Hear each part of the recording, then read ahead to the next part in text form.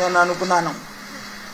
నీ వల్ల నీ యుద్ధానికి బయలుదేరినటువంటి నీ అరాచక ర్యాలీ వల్ల 2 ప్రాణాలని బలికొన్నావు.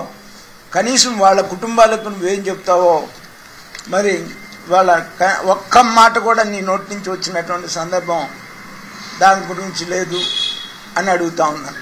దానికి నువ్వేం చెప్తావు, వాళ్ళ కుటుంబాలకు ఏం చెప్తావు అని అడుగుతా ఉన్నాను.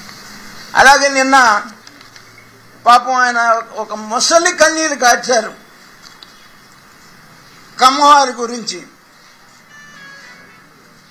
పాపం కొంతమంది కమ్మవారు తెలుగుదేశం పార్టీతో డిఫర్ అయి నిన్ను నమ్మి నీతో కలిసి ప్రయాణం చేద్దామని చెప్పేసి నీ దగ్గరికి వస్తే వాళ్ళని నువ్వు ఆ రోజున ఎలా వాడుకున్నావు? వాళ్ళందరి చేత కమ్మవాళ్ళని కమ్మవాళ్లతోనే తిట్టించాలి అనేటువంటి ఒక నీ పైశాచిక ఆనందం కోసం, నీ సైకో కళ్ళల్లో ఆనందం నింపటం కోసం నువ్విచ్చినటువంటి స్క్రిప్ట్ని చదివించి ఇవాళ వాళ్ళందరూ కూడా ఇబ్బందుల్లో పడటానికి కారణం ఆ శాపం నీది కాదా జగన్మోహన్ రెడ్డి అని నేను అడుగుతా ఉన్నా. పైగా అందరి పేర్లు చదివావు. నువ్వు చదివినటువంటి వాళ్ళందరి పేర్లు కూడా ఎంత అప్రజాస్వామ్యంగా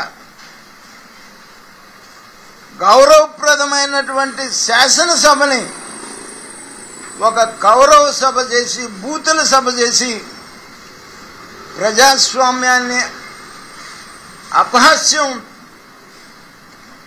చేయించి సునకానందం, రాక్షసానందం పొందినటువంటి పరిస్థితి నీది. ఆ రోజున నువ్వు గుర్తు రాలేదా అని చెప్పేసి నేను అడుగుతా ఉన్నా. వాళ్ళ మీద వాళ్ళ నువ్వు మొసల కన్నీరు కారుస్తా ఉన్నావు.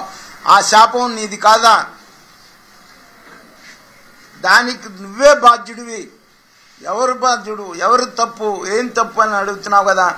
100కి 100 పాళ్ళు ఇవాళ వాళ్ళు అనుభవిస్తున్నటువంటి శిక్షలకి నీ పైశాచిక ఆనందం కమ్మవారిని కమ్మవారితోనే తిట్టించాలి అనేటువంటి ఒక నీ సిద్ధాంతంతో వాళ్ళతో ఆ రోజున కుటుంబ సభ్యుల్ని కూడా అసభ్యకరమైనటువంటి మాటలు మాట్లాడించడం, అది ఆ పాపానికి బాధ్యుడు కూడా నువ్వేం చెప్పేసి నేను చెప్తున్నాను. జగన్మోహన్ రెడ్డి, నీకు కమ్మవారి మీద ఉన్నటువంటి ద్వేషంతో మా ప్రాంతం మొత్తాన్ని సర్వనాశనం చేశావు. అమరావతిని 3 రాజధానుల పేరుతో మా ప్రాంతం మొత్తాన్ని సర్వనాశనం చేశావు.